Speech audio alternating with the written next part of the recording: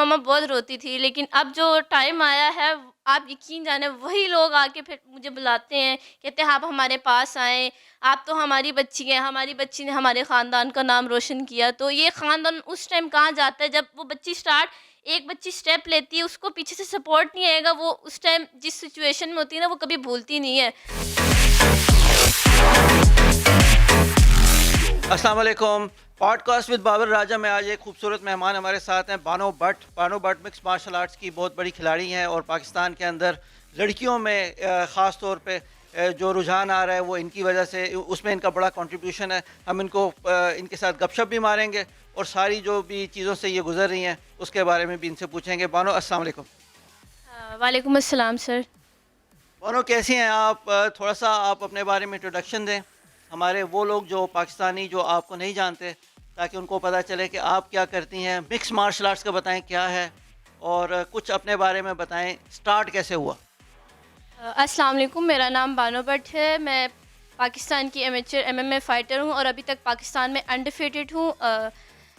जब मैंने अपनी एमएमए की जर्नी स्टार्ट की थी, तो मैंने एमएमए से स्टार्ट नहीं किया था। मेरा स्टार्ट बहुत ही डिफरेंट था। मैंने स्टार्ट कराटे से किया था, देन मैंने boxing, kick boxing, wushu, jujutsu, काफ़ी सारी गेम्स मैंने पार्टिसिपेट किया। लेकिन जब मैं वो गेम्स खेलती थी, उनमें चीटिंग्स वगैरह भी होती थी और मतलब वो गेम मुझे लगता था कि मेरे टाइप की नहीं है, क्योंकि उसमें रूल्स होते थे कि आपने ऐसे नहीं मारना, वैसे नहीं मारना। जब मैंने मिक्स मार्शल आर्ट स्टार्ट की थी, ये बहुत ही एक डिफरेंट गेम है। आप जब खड़े होते हैं, स्टैंड अप होते हैं, आप बॉक्सिंग कर सकते हैं, उसके बाद आप ग्रिप करते हैं, आप जूडो, जुजुत्सु, और जब नीचे जाते हैं ग्राउंड एंड पाउंड गेम आ जाती है। तो ये सारी गेमों का मिक्सचर है। सबसे ज़्यादा ये ना मुश्किल है, लेकिन मैं गर्ल्स को कहूँगी कि मैं एमएमए फ़ाइटर हूँ। मैंने स्टार्ट में मुझे बहुत कुछ फेस करना पड़ा, लेकिन अब जाके जब मैं एक लेवल पर आ गई हूँ, मुझे पाकिस्तान के काफ़ी ज़्यादा लोग जानते हैं, तो मैं बहुत शुक्रगुज़ार हूँ। मैंने इसके लिए बहुत ज़्यादा मेहनत भी की है। बानो, एक तो ये बताएं कि किस एज से आपने शुरू किया, और मिक्स मार्शल आर्ट्स का पाकिस्तान में जो स्कोप है आपकी नज़र में लड़कियों के लिए, वो क्या है। मैंने मिक्स मार्शल आर्ट 6 साल पहले स्टार्ट किया था, जब मैं 12-13 की थी। जब मैंने स्टार्ट किया था उस टाइम पे मिक्स मार्शल आर्ट का इतना स्कोप नहीं था, उस टाइम पे इवेंट्स भी इतने नहीं होते थे। और जो मैंने स्टार्टिंग में जो मेरी जो बेस थी ना, वो सही नहीं रह सकी, क्योंकि मुझे फ़ाइट्स नहीं मिलती थी और मैं पूरे पाकिस्तान में फ़ाइट्स ढूँढती थी कि मुझे फ़ाइट्स मिले। लेकिन ये पिछले 2 साल से मुझे इवेंट्स मिल रहे हैं और एनएफटी में मुझे इतना, मतलब मैं यकीन नहीं कर सकती कि मुझे एक ही वीक में 2 फाइट्स मिली, वो भी मेरी कैटेगरी में मिली। तो मैं इसका बहुत शुक्रगुज़ार हूँ। अच्छा, मैं नाज़रीन को बताता चलूँ, एनएफटी नेशनल फ़ाइटिंग टूर्नामेंट है जो Pakistan mix martial art federation की तरफ से एक नेशनल चैम्पियनशिप कराई जाती है एमेच्योर में, और जिसके 2 सीज़न हो चुके हैं और अब हम तीसरे के लिए जा रहे हैं। बानो भट्ट हमारे डिफेंडिंग चैम्पियन भी हैं थर्ड के लिए, और जो सेकंड है उसमें अपनी कैटेगरी में ये नेशनल चैम्पियन है।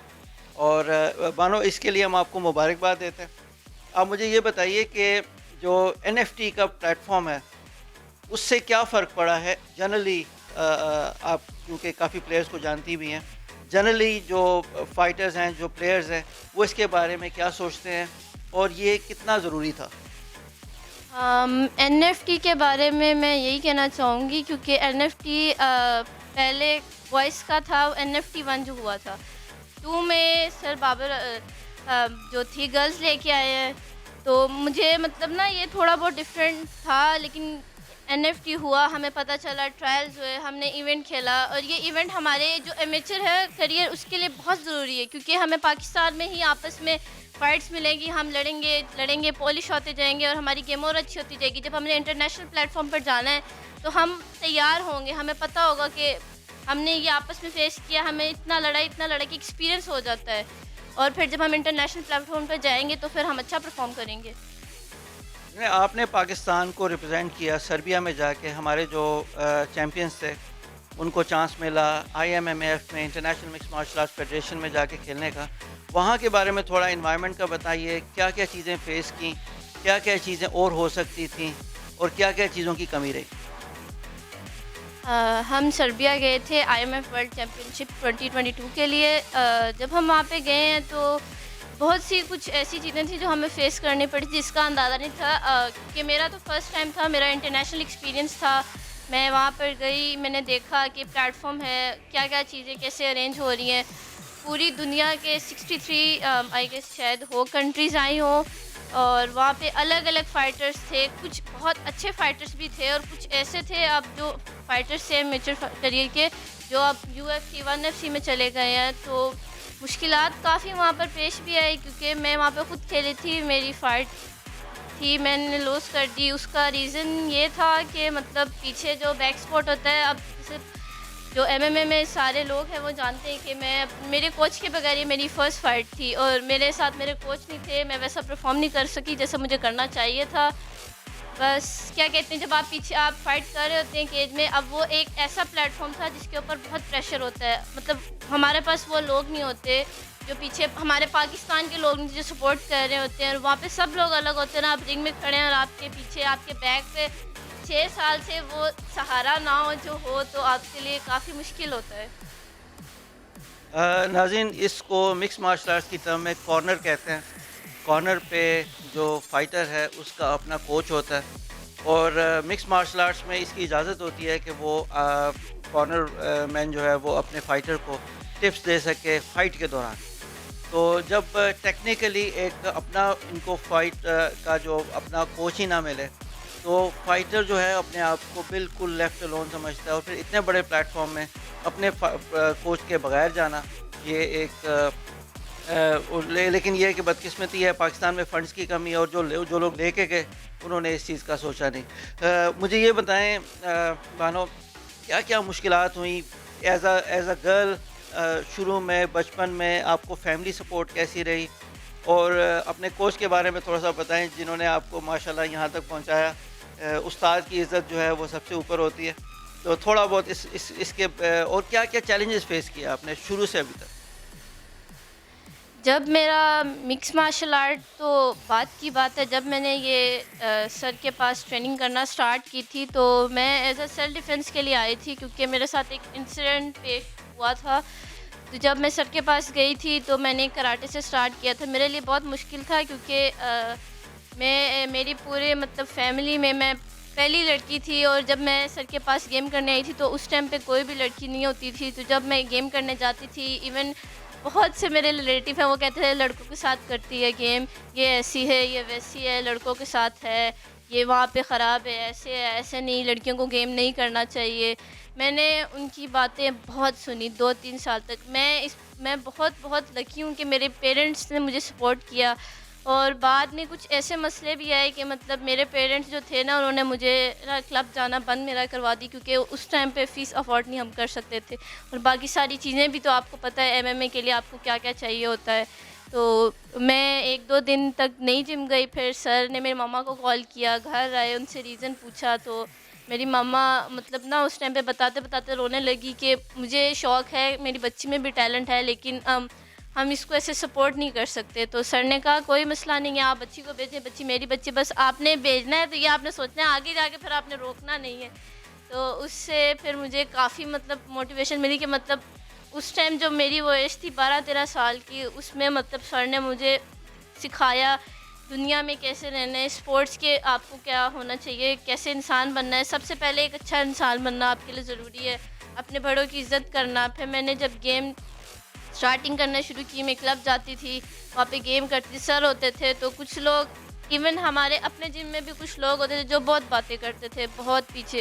उसकी वजह से फिर मेरी फैमिली को भी बहुत कुछ फेस करना पड़ता था, स्पेशली मेरी मामा जो एज अ वुमन, क्योंकि फैमिली वाले तो बाबा को तो नहीं कुछ कहते ना, मामा को कहते हैं। तो मेरी मामा बहुत रोती थी, लेकिन अब जो टाइम आया है, आप यकीन जाने वही लोग आके फिर मुझे बुलाते हैं, कहते हैं आप हमारे पास आएँ, आप तो हमारी बच्ची हैं, हमारी बच्ची ने हमारे ख़ानदान का नाम रोशन किया। तो ये ख़ानदान उस टाइम कहाँ जाता है जब वो बच्ची एक बच्ची स्टेप लेती है, उसको पीछे से सपोर्ट नहीं आएगा, वो उस टाइम जिस सिचुएशन में होती है ना, वो कभी भूलती नहीं है।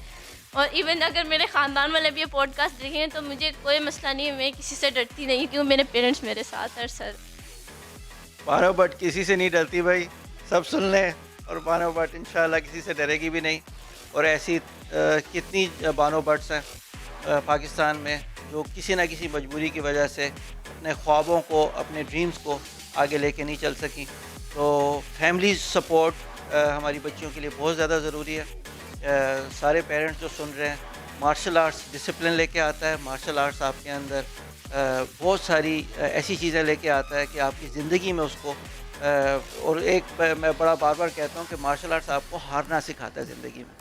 हार के उठना जो है ये इस वक्त इतना इम्पोर्टेंट है, ज़िंदगी के हर शोबे में आपको इसकी ज़रूरत पड़ती है। मार्शल आर्ट्स से बेहतर ये चीज़ कोई नहीं सिखाती आपको। थोड़ा सा अपना अचीवमेंट्स बताएं, अभी तक आपकी क्या क्या अचीवमेंट्स हैं दूसरे प्लेटफॉर्म्स में भी, ग्रैपलिंग में भी और इन चीज़ों में भी? मैंने स्टार्ट किया था कराटे से। कराटे के भी मैंने कुछ इवेंट्स खेले और मैं उसमें गोल्ड रही हूँ। उसके बाद मैंने wushu, kick boxing, jujitsu, national में मैं जुजित्सु की 2 टाइम गोल्ड मेडलिस्ट हूँ। उनको लगता था कि एमएमए वाली को सिर्फ ना जुजित्सु नहीं आती, तो उधर भी मैंने अपने आप को मनवाया है। मैंने किक बॉक्सिंग में भी अपने आप को मनवाया है। मैंने अभी रिसेंटली ग्लोबल फेस्ट इवेंट हुआ है, उसमें भी अपने आप को मनवाया है। और मैं पाकिस्तान में अपनी कैटेगरी में अनडिफीटेड हूँ। तो सबको मैंने अपना आप सब जो गेम्स हैं मैंने मनवाया है कि हाँ मैं हूँ, खाली मैं एमएमए नहीं लड़ती, मुझे और भी गेम्स आती हैं। और अभी मैं नेशनल गेम्स खेलने जा रही हूँ। मैं चाहती हूँ कि आप सब मेरे लिए दुआ करें। मेरे लिए फ़र्स्ट टाइम है कि मैं जूडो में खेलने जा रही हूँ। मैं हर फील्ड को ट्राई करना चाहती हूँ। मेरे लिए हर फील्ड चैलेंजिंग है, लेकिन लड़कियाँ कुछ भी कर सकती हैं, मैं कुछ भी कर सकती हूँ जब तक मेरे साथ सर मेरे साथ हैं। कोच का बड़ा मेजर किरदार है, कोच को हमेशा साथ रहने दें। जितने भी प्रमोटर्स हैं, जितने भी बाहर ले जाने वाले लोग हैं, कोच के बगैर प्लेयर आधा होता है। तो बानो, हम आपके साथ हमारी वेल विशेस हैं आपके साथ। हम आपको NFT 3 में दोबारा एक दफ़ा चैम्पियन देखना चाहते हैं और इस दफ़ा आपका कैंप जो है वो भी हम बड़ा ज़रा मम्मी डैडी से हटा के लगाएंगे। थोड़ा आपका टफ कैंप लगाएंगे ताकि आप आगे जाएं और हमारी कोशिश ये होगी कि आपके कोच आपके साथ हैं। कोई मैसेज दें आप गर्ल्स को और पाकिस्तान की ख़वातीन को? मेरा मैसेज यही है गर्ल्स को कि आप लोगों ने डरना नहीं है। आपका एक आप स्टेप लेंगी, फिर अल्लाह आपके लिए रास्ता खुद ब खुद बनाता जाएगा। गिव अप नहीं करना। लोग जो बोलते हैं उनकी बातों को आपने बिल्कुल नहीं सुनना। आप जितनी मेहनत करेंगी, आप खामोशी से मेहनत करें, उसका सिला आपको अल्लाह ताला लाज़मी देंगे। आपने गिव अप कभी भी नहीं करना। देखिए, जिसके साथ कोई नहीं होता ना, उसके साथ अल्लाह ताला होता है। तो बस अल्लाह का नाम लेकर आपने शुरू कर देना है और बस बाकी अल्लाह जानता है वो कैसे रास्ते बनाता है।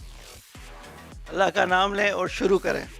ये थी बानो भट्ट। एक अगले स्टार के साथ एक अगले एपिसोड में बाबर आज आपके साथ दोबारा हाज़िर होगा। तब तक के लिए इजाज़त दें।